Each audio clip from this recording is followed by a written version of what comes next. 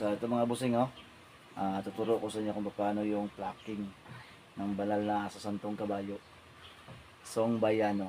Diba? Kasi hanggang ngayon, chords pa rin yung gamit nyo kapag nagja-jam kayo, no? So ito yung plucking niya mga busing, tuturo ko sa inyo.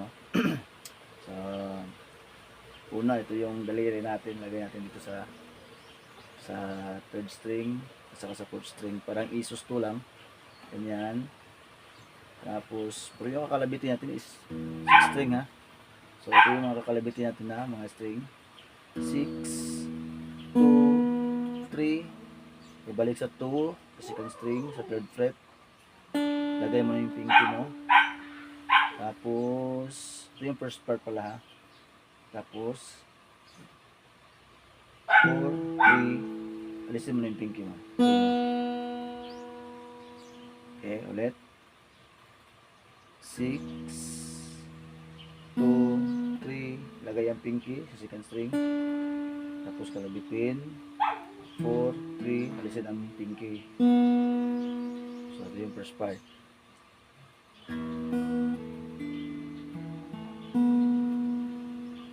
So, babagalan ko lang. Sundan nyo lang mga busing,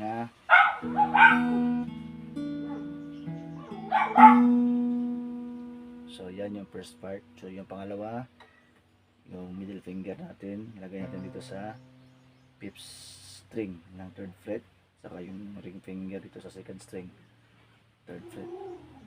So, ito yung kalabitin natin. 5, 1, 2, 3. So, yung index natin, alisin muna natin itong dalawa. Lagay natin dito sa 4th string ng second fret. Tapos alis.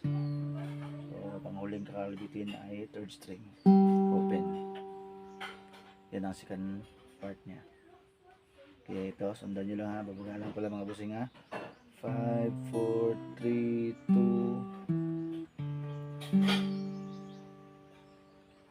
2. Ulit.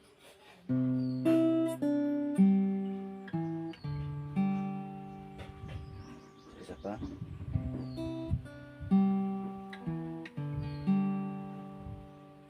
Okay, kuha na ba? So buuin natin, mabagalan ko lang, tapos sundan niya.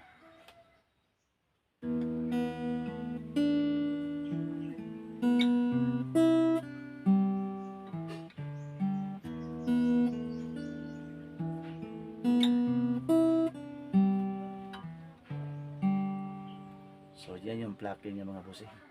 So bali 7 times yan, uulitin. So bali pinakauna 4 times muna bago ka pumasok dun sa hi hi hi hi. So doon naman sa unang ano niya is 3 times lang din. Tapos ang pangwalo niyan magbabago ng konti. Ito yung panghuli bago ka pumasok dun sa verse. Tuturo ko, mas madali ito kaysa sa dun sa una. Hindi na gamit yung pinky, Yan lang, stable lang yung ano. Niya. Tapos 6. Yan. 3 beses kalabit dito sa second string. Tapos third string, balik sa second string. Yan ang first part. Ulit. Ganyan. Tapos ito yung second part. Ganun pa rin yung forma ng daliri. Ganyan. 5, 2, ay hindi. 5, 3, 2, 1, 2. So ulit.